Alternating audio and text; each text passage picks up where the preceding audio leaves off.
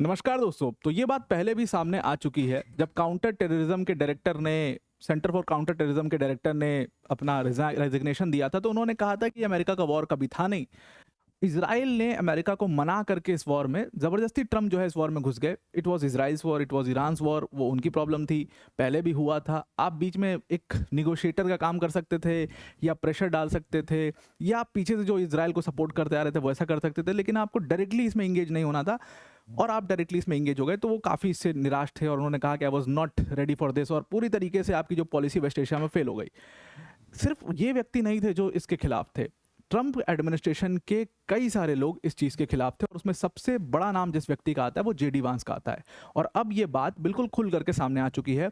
खुद US officials ने इस बात को क्लियर किया कि जेडी वांस और बेंजामिन नेतन्याहू के बीच में जो फ़ोन कॉन्वर्सेशन हुई है कल, उसमें वो बहुत ही टेंस फ़ोन कन्वर्सेशन थी, और इसमें बार बार जेडी वांस को अंडरमाइन करने की कोशिश बेंजामिन नेतन्याहू कर रहे थे, और जेडी वांस उनको बार बार कॉन्ट्राडिक्ट कर रहे थे कि नहीं भाई, निगोशिएशन चाहते हैं।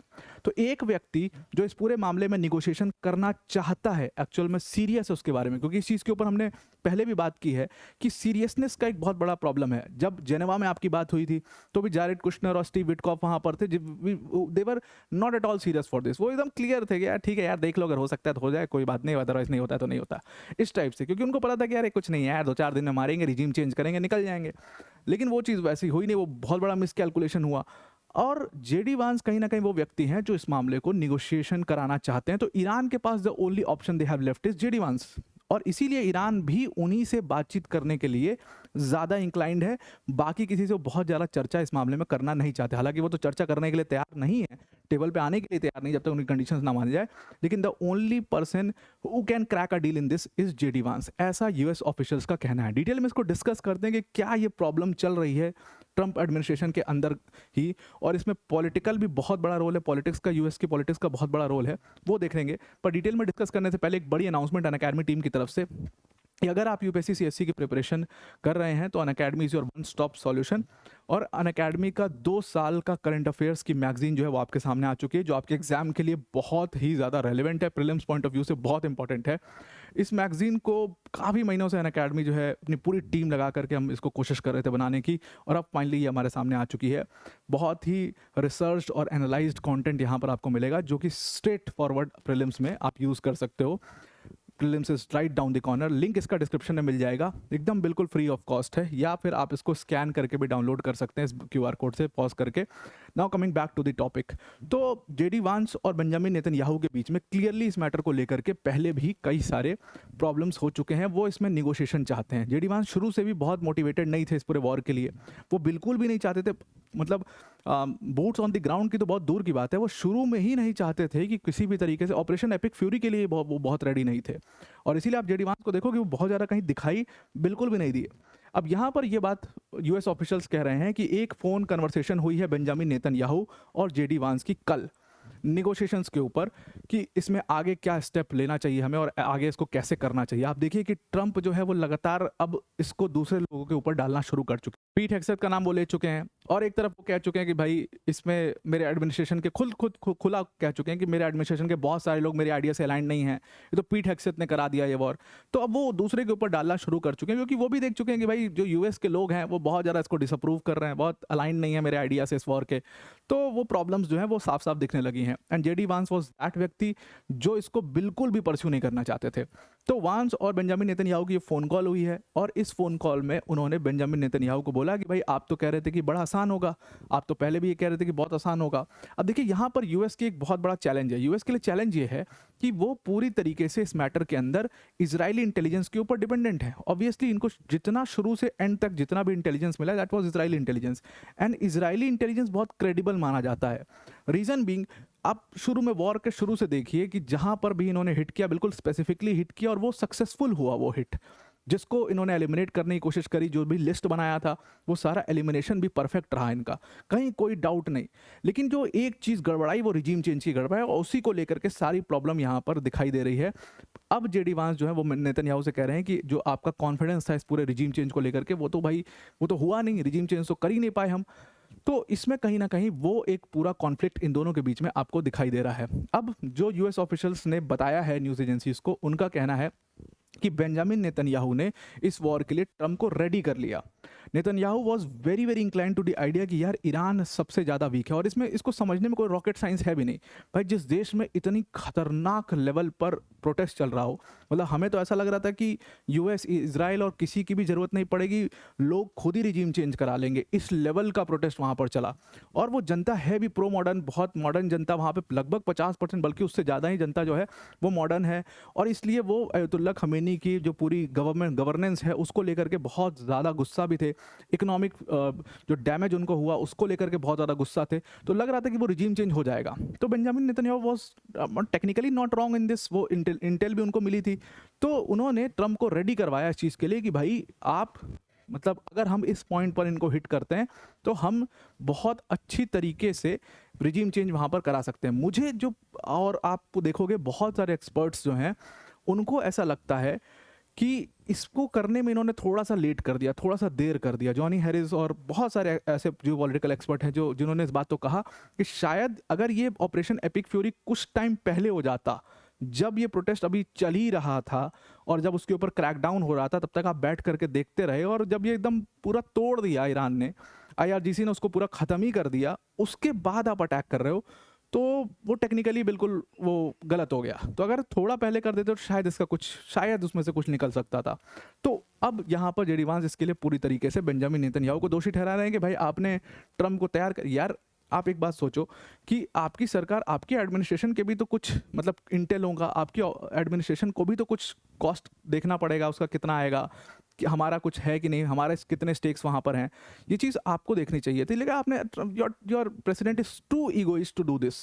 उनको बोला, वो कहा हाँ रे ठीक है यार निपटा देंगे, छोटा बच्चा है, चलो हटाओ ख़त्म करो। तो ही वॉज दैट, वो इसी एटीट्यूड से सबको देखते हैं। तो वो he entered into the war. Israel का ये वॉर शुरू से था, और आज भी आप उनका स्टैंड उठा करके देख लीजिए, वो आज भी, कल भी जो था वो आज भी है। आप ईरान का स्टैंड कल जो था आज भी वही है। प्रॉब्लम किसके साथ है? प्रॉब्लम आपके साथ है।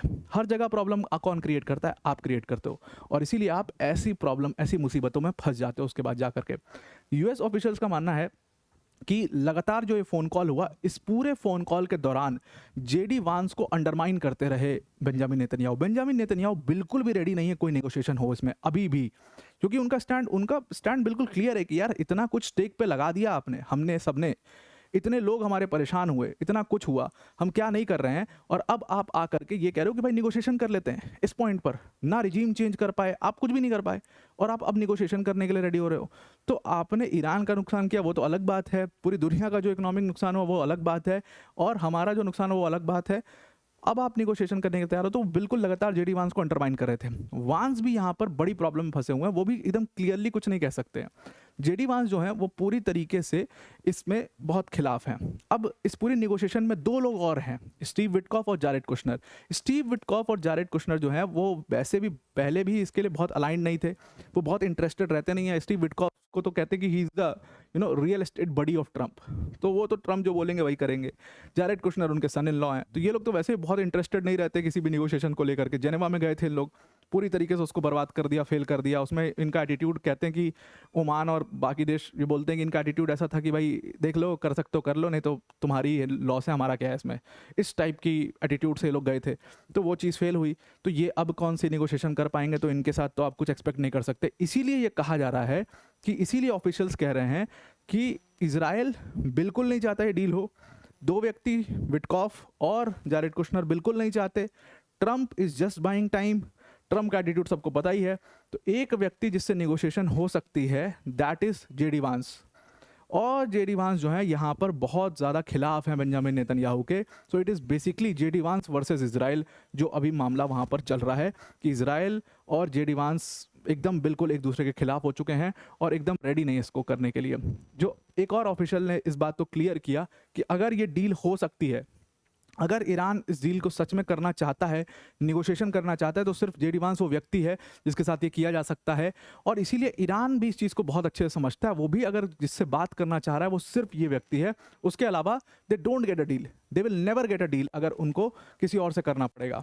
अब यहाँ पर देखिए प्रॉब्लम क्या है, जेडी वांस के लिए एक बहुत बड़ी समस्या हो गई। मैं आपको कहता हूँ ना कि ट्रम्प कुछ भी कर देते हैं, उसके बाद उनके एडमिनिस्ट्रेशन को ना जस्टिफाई करना पड़ता है कि ऐसे नहीं, ऐसे नहीं, ऐसे, अरे ठीक है प्रेसिडेंट है, बहुत स्मार्ट है, ये वो कहना पड़ता है। वही प्रॉब्लम इनके साथ हुई है, शुरू से हुई है, जेलेंस्की वाले केस से लेकर के अभी तक वही प्रॉब्लम इनके साथ होती रही है।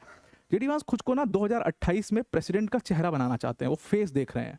और जब ये इलेक्शन में कैंपेन कर रहे थे ट्रम्प के साथ में, तो इन्होंने बहुत सारी बड़ी बड़ी बातें करी थी।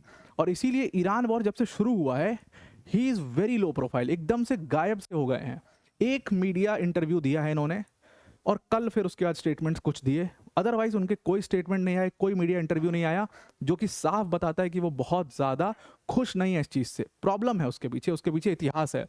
क्योंकि जेडी वांस का अगर आप इतिहास देखोगे तो उन्होंने 2003 से 2007 तक यूएस मरीन कॉर्प्स में काम किया है एज अ मीडिया जर्नलिस्ट। वो उनको प्लेस किया गया था इराक के अंदर 2005 में, और वहाँ से वो जो एक्सपीरियंस था उनका, और Iraq was a nightmare for US, complete nightmare. Movies बहुत सारी बनती हैं इराक, सीरिया और वियतनाम, इन देशों के ऊपर, जहाँ पर यूएस सोल्जर्स जो हैं वो वॉर में इतने दिनों तक रहे, जब वो वापस अपने घर गए तो वो अपनी उस फैमिली लाइफ में कभी वापस नहीं जा पाए, इतने सारे रिपरकशंस उनको झेलने पड़े। तो वो it was a complete nightmare for US soldiers.